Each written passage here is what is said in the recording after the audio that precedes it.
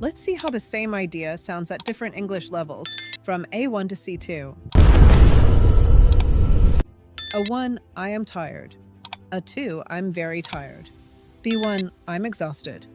B2, I'm completely worn out. C1, I'm mentally and physically drained. C2, I'm utterly depleted.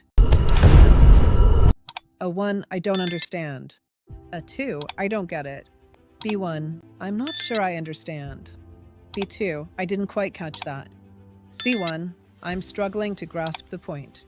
C2, I failed to fully comprehend it. A1, I am dizzy. A2, I am very busy. B1, I have a lot of work. B2, I'm tied up right now. C1, I'm occupied at the moment. C2, I'm fully engaged at present.